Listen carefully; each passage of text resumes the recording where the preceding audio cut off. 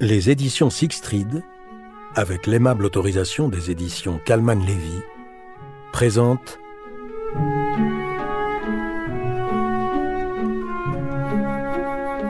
Quand un fils nous est donné, de Donna Leon, interprété par Renaud Bertin Cordoliani.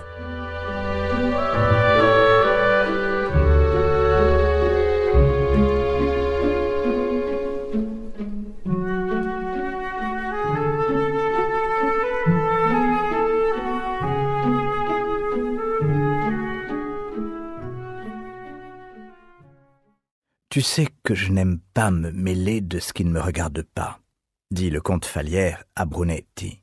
« Mais, en l'occurrence, il m'est si proche que j'ai l'impression de n'avoir pas vraiment le choix. » Brunetti était assis en face de son beau-père, dans un de ces fauteuils défraîchis dont le palazzo Falière était plein. Il écouta le vieil homme un certain temps, bien conscient de la difficulté qu'avait ce dernier à lui raconter son histoire. Le comte avait appelé Brunetti ce matin-là et lui avait demandé s'il avait le temps, en rentrant du travail, de passer prendre un verre chez lui, car il voulait lui poser quelques questions au sujet d'une affaire. Comme c'était une des premières journées de douceur printanière, la réaction immédiate de Brunetti fut d'envisager le chemin le plus simple pour aller de la Questure au palais sans se faire engluer sur les sentiers suivis par les hordes migrantes de touristes, devenus désormais monnaie courante. Avec un ciel si clair et une température aussi agréable, remonter la rive degli Schiavoni serait impossible. Traverser la place Saint-Marc, une pure folie. En revanche, les vaporetti en provenance du Lido étaient généralement peu bondés. Il accepta l'invitation et, passant outre sa répugnance habituelle à prendre les transports en commun, il embarqua sur le numéro 1 pour Carezzonico et arriva rapidement à destination. « Je n'aime pas les ragots », insista le comte en captant de nouveau l'attention de Brunetti. « Je n'ai jamais aimé ça. »« Alors tu t'es trompé de ville », répliqua le commissaire avec un sourire affable pour atténuer son coup de griffe. « Et tu devrais sûrement éviter de parler à des Vénitiens. » Le comte lui répondit par un large sourire. « Le premier point n'est pas vrai, comme tu le sais. » Puis, avec un sourire encore plus chaleureux, il poursuivit. « Le second pourrait l'être, mais si c'est le cas, il est trop tard pour agir. J'ai été entouré de Vénitiens toute ma vie. » L'un d'eux est-il à la source des bruits qui courent sur Gonzalo ? Sans qui Brunetti, intrigué que son beau-père veuille discuter des rumeurs circulant au sujet de son meilleur ami, est curieux d'en savoir davantage. « Oui, et il est avocat. » S'attendant sans doute à ce que Brunetti lui demande qui c'était, le comte leva une main. « Peu importe qui me l'a dit, c'est l'histoire qui compte. » Le commissaire ne pouvait être plus d'accord. Comme la plupart des Vénitiens, il avait l'habitude de nager au milieu du maelstrom des vraies et fausses informations qui emportaient dans son sillage une grande partie de la vie quotidienne. Mais contrairement à beaucoup d'entre eux, il y prenait peu de plaisir. Sa longue expérience en la matière lui avait montré combien ces vagues enchevêtrées de mots manquaient pour la plupart de fondements.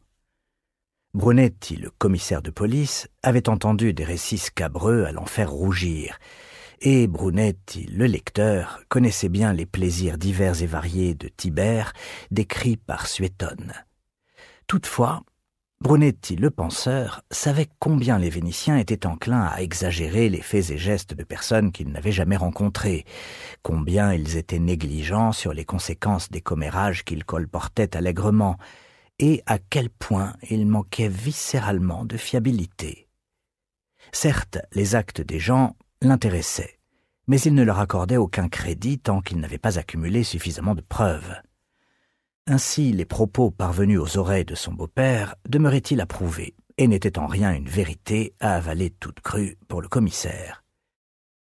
Alors que le comte cherchait ses mots, Brunetti se mit à penser à une décision que la famille évitait de prendre depuis des années.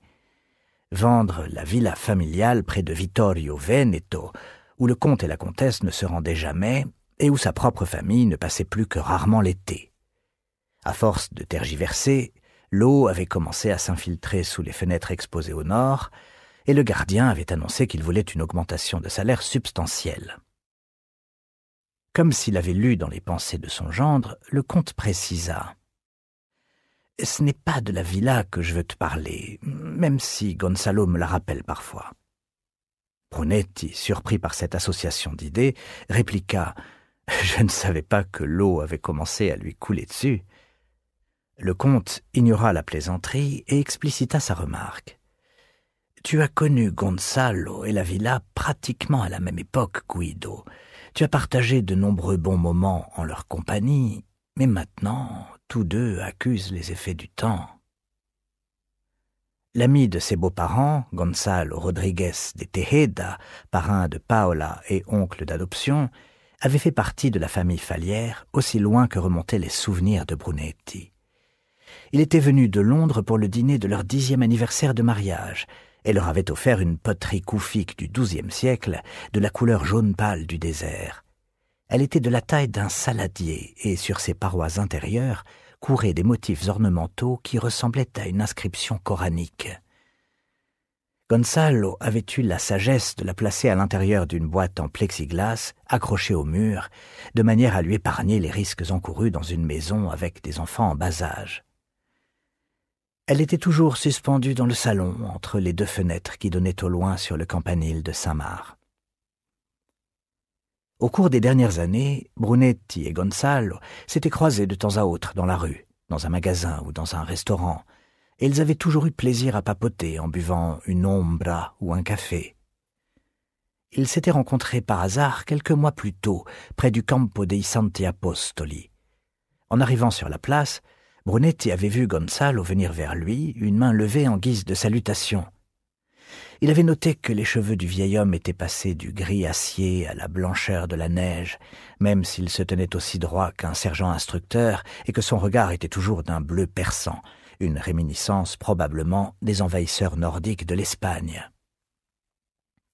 Ils s'étaient donné l'accolade, dit combien ils étaient ravis de se voir, et Gonzalo avait ajouté, dans un italien dépourvu de tout accent, qu'il était en retard à un rendez-vous et ne pouvait pas s'arrêter pour bavarder, mais qu'il transmettait son bonjour à Paola et aux enfants.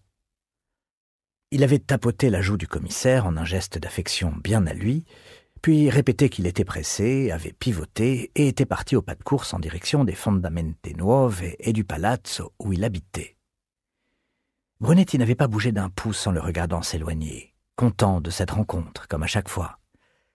Il avait repris sa route, puis, sans raison particulière, s'était arrêté et retourné pour suivre des yeux son ami en train de se frayer un chemin dans la foule. Alors qu'il s'attendait à le voir marcher à vive allure, Brunetti découvrit une grande silhouette se déplaçant lentement, la tête penchée, un coude en angle droit et la main sur la hanche, comme pour apaiser une douleur cachée. Brunetti avait aussitôt détourné le regard, ayant le sentiment de l'avoir surpris en train d'accomplir un acte embarrassant qui devait rester secret.